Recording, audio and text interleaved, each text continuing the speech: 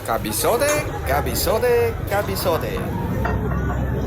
Alam mo ba diskarte para hindi maging mapait yung ampalaya mo?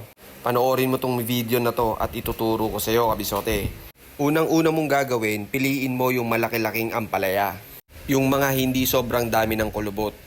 Pangalawa, kapag tinanggal mo yung buto, make sure na pati yung mga puti-puti na yan, lilinisin mo mga kabisote. Nandyan kasi sa part na yan, yung mapait. Gaya ng nakaraan mong pag-ibig.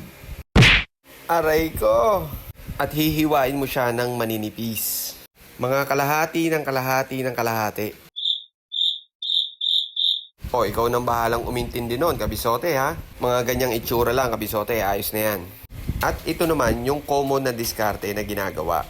Binababad sa tubig na may asin. Mga 30 minutes na pagbabad. Okay na yan mga kabisote. Dito naman, magigisa na tayo mga kabisote. Bawang at sibuyas. Kapag nangangamoy na yung bawang, isunod mo na ngayon yung sibuyas. At kapag naging translucent na yung itsura ng sibuyas, yung tipong nakakagutom na yung amoy, tsaka mo ngayon ilagay yung kamatis. Lingkisin mong maigi ang kamatis o hanggang sa madurog siya. At kapag nadurog na, ilagay mo na yung karne. Pwedeng giniling o yung ganyang hiniwa na panggisa. Ang gamit ko pala na yan mga kabisote, ayan yung natira doon sa niluto kong adobo sa asin. I-share ko din sa inyo yon sa mga susunod na vlog ko. Dahil timplado na yung karne natin, maglalagay lang ako ng konting patis at konting paminta. Mekos-mekos mo lang ng konti at saka natin lagyan ng isang basong tubig. Shoutout muna kila Boss Bong Lagwa, kay Boss Makmak Villaflor, at kay Boss Anton Buerano ng Hayay Auto Trading. At isama na rin natin si Amigo Yuli. Maraming salamat sa suporta ninyo. Balik tayo dito sa niluluto natin. After 5 minutes na masimmer, ilagay mo na yung ampalaya.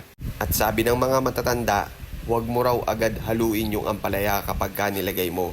Hayaan mo munang masimmer ng mga ilang minuto. At huwag mo ring tatakpan. Nakakatulong din daw ito para hindi pumait yung niluto mong ampalaya. At after mong mamekos-mekos, pwede mo nang ilagay yung itlog mo na binate. Wow! Imekos-mekos mo ng konti at isimmer mo ng mga 3 minutes. Ako, kabisote, medyo gusto ko dito yung half cook lang para may lutong-lutong pa yung ampalaya. At dahil dun sa mga diskarte na ginawa natin kanina, siguradong hindi na mapait yung ampalaya mo. Pero lagi mong tatandaan, kabisote, ang ampalaya ay kinakain. Hindi inuugali yan, kabisote ha. Kung nagustuhan mo o nakatulong sa'yo ang video na to, paki-follow, like, and share mo na rin para makatulong din sa iba ang mga simpleng recipe ni kabisote. Sabi nga nila, sharing is caring. O siya, ano pang hinihintay mo, kabisote? Tara, kakain na!